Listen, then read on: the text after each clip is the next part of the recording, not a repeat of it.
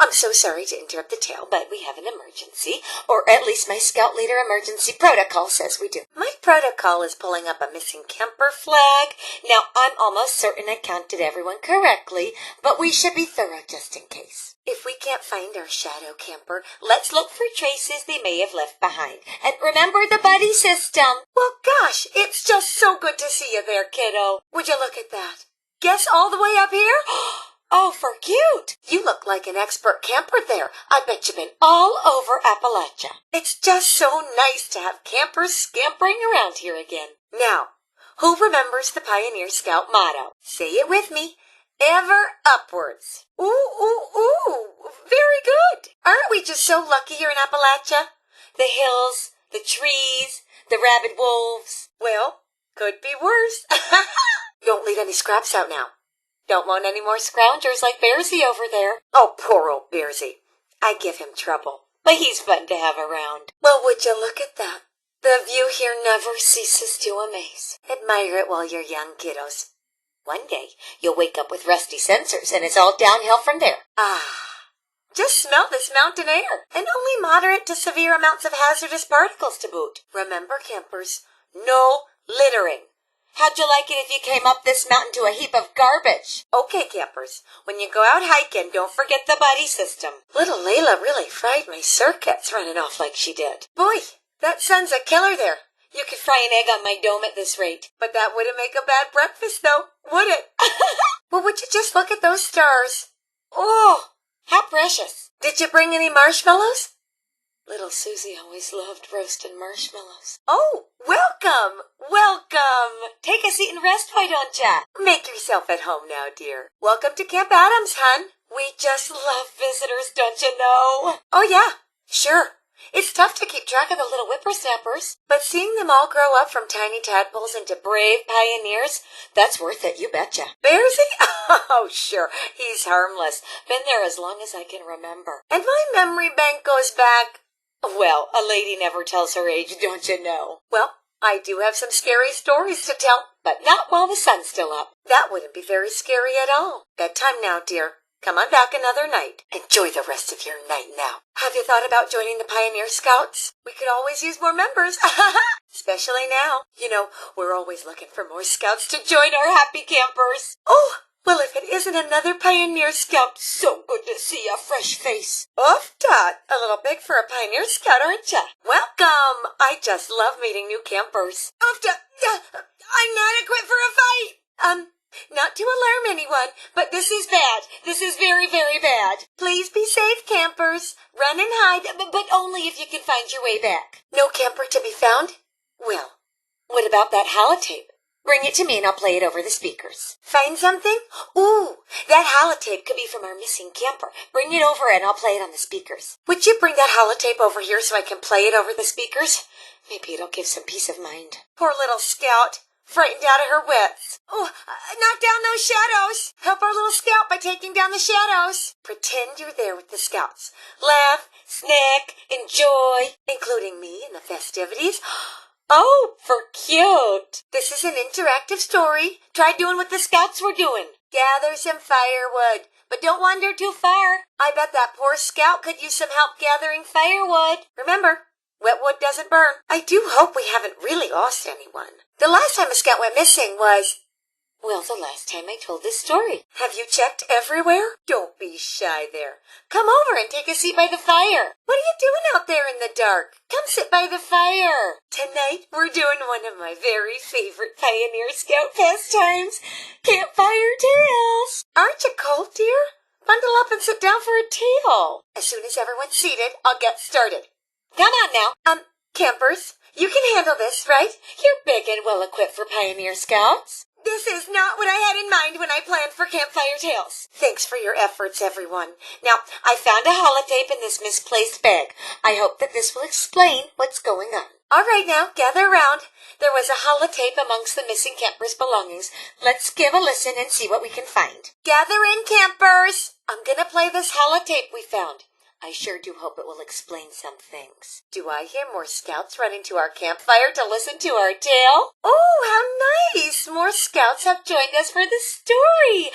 I'm delighted. Mary, though sickened, flew into a rage. "You have no power on Belmont land," she shrieked. Remembering that familiars are the best way to weaken the witch, she began viciously destroying everything except the witch herself. "What are you doing?" the witch screamed as her familiars were mowed down by Mary's fury. "All right, my scouts, it's time to get started.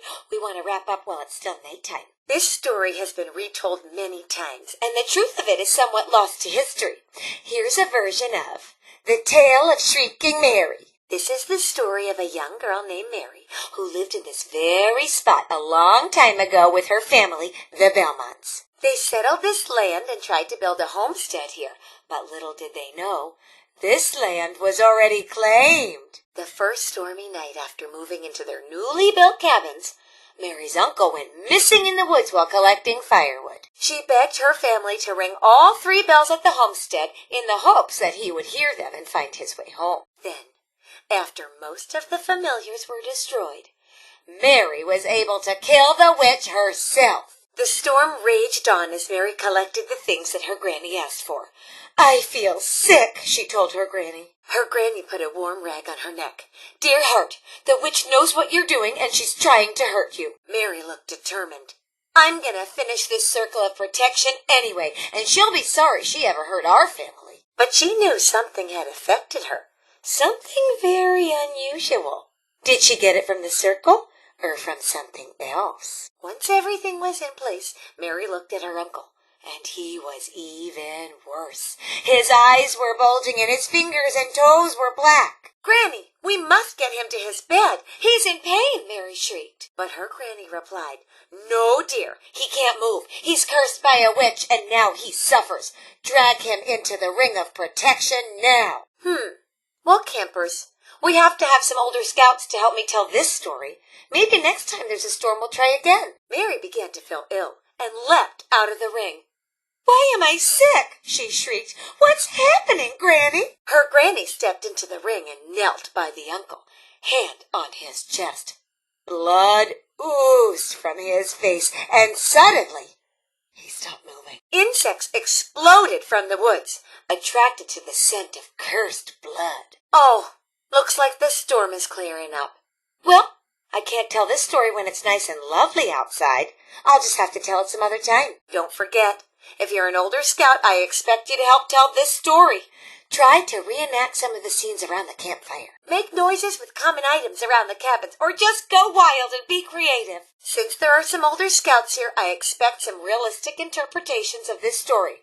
Roll those sleeves up, scouts." Mary's parents went to town to look for the doctor, leaving Mary and her granny in the homestead. Mary's uncle followed her back to their campfire and sat down. He was a wreck, bite marks all over his body, chunks of flesh gone. He stared into the flames, barely blinking.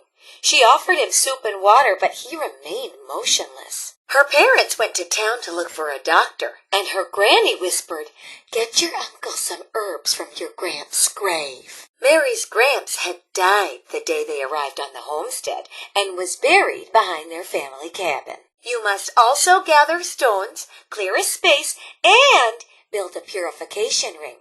Light 13 candles, my dear, 1 for each month, her granny advised. "But how do you know this, Granny?" Mary asked as she gathered these things. "A witch? What is happening?" Her granny ignored her question. "Hurry! Once you've started, the witch's familiars will become attracted to your activities." "Scouts, ring those bells louder, please. The other campers can't hear them." "Scouts, come on! The campers are waiting to see how this looks." "Thank you, child, for donating this man to the coven," her granny snarled. "For donating your gran, too." It was then that Mary's granny dropped her shawl to the ground and stepped from the shadows. You're not my granny at all," shrieked Mary. The witch shrugged. "If you say so, but I did think of you as my own." She threw her head back, laughing. "Ooh, more campers have returned at last. Turns out Mary's bells work even today." Mary pulled her uncle into the ring of protection, and suddenly he grimaced in terrible pain. "Granny, What's happening?" she shrieked. As the witch was dead, Mary destroyed the ring of stones, just to make sure she could never be summoned again on Belmont land. But some say that if too much blood is spilled up here during a storm, that the witch's coven will return to claim what's theirs. Ha ha ha ha ha ha ha! Sleep well, my pioneer scouts. Sleep well. Everybody gather round the campfire before the night is over and I'll tell a tale. Some of you scouts have been here before, especially you in the front row. Time for a story, scouts. If any older scouts can assist, we can make this tale really come to life for the younger scouts. A night like this seems like it's perfect for the tale of Shrieking Mary. Gather around, scouts, and we'll get started. As a scout leader, it's our job to prepare you all for the world. My program adapts to incorporate skills that you may need for the future. Okie dokie, pioneer scouts. Look at this night. Perfect for a campfire tale, if you ask me. Gather up by the fire and we can begin. This is a spooky story, not recommended for younger scouts, unless you can sit with another scout who can help you through the scary parts. Some of you look old enough to help me demonstrate some of the scenes in the story to the younger scouts. Be prepared. This is a scary story, so bring a buddy. Don't worry, campers. I'll try to shake things up a little bit. Is everybody ready? This is the perfect night for this tale. I'd hate to miss it. The witch's many familiars noticed Mary's activities and hustled into the clearing from the nearby woods. It was common knowledge that familiars gave witches strength, secrets, and long life. The storm is letting up. It probably will clear up soon. We need to finish up the story before it's nice out and the mood is ruined. This on? Oh, good. I'm sure glad the speakers are still working. Hello, campers. Ready for a frightful tale? Remember, these tales are interactive, so put on your brave face and act out the story when prompted. Today's tale is called Terrors of the Dark. Seems the holotape has some errors. Well, I'm sure it'll be fine. Beep. Selection chosen. Yes. Enter through the front door. Now beginning pre-recorded campfire tale. The Night of the Mansion. Please be sure to provide gestures when prompted. End of interactive holotape. Good job, campers. Please return to your bunks. Be sure to bring your assigned buddy. Vote now, campers. Use gestures to indicate intent. Beware, my young campers. This is a tale of the creeping fear that dwells within and without. Long ago, the Bellwether family built a home in these very woods. For days, Ma and Pa Bellwether built their cabin with their hammers. Tap, tap, tap. Terrified, Mary ran back to her home and slammed the door, locking it behind her, then boarded up the windows with planks of wood. "We are cursed!" she cried out to her parents. Suddenly, from behind the cabin, a quiet voice whispered mechanically, "Tut, tut, I'm so glad to see you here in my home. Such a sweet family to call me here with your noises. I'm drawn to the cacophony of chaos," she cackled. "Ha ha ha ha! Gramophone!"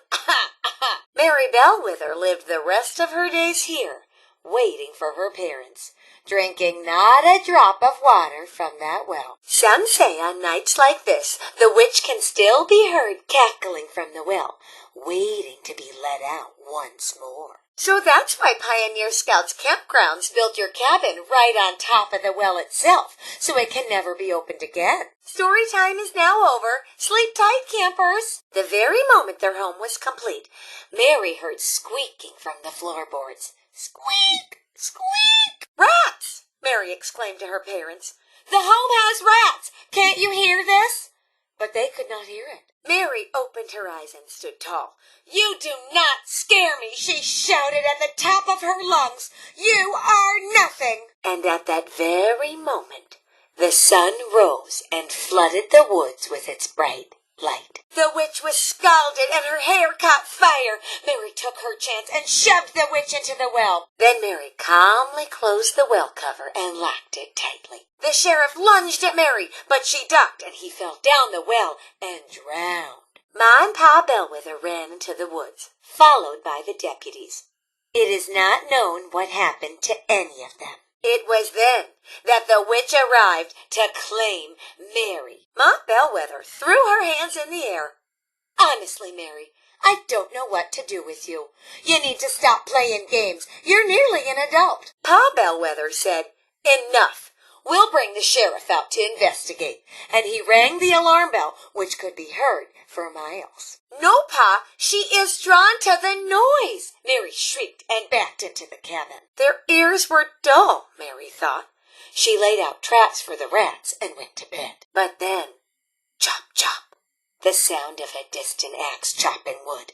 Chop, chop, chop, much closer now. Chop, chop, right outside her window. Mary rushed to look, but nothing was there. "Ma? Pa?" she exclaimed. But Mary's parents didn't hear the chopping. "Why do you make up these stories, Mary? Get back to work. Take water to the animals," they said. Maybe it was a dream, she hoped.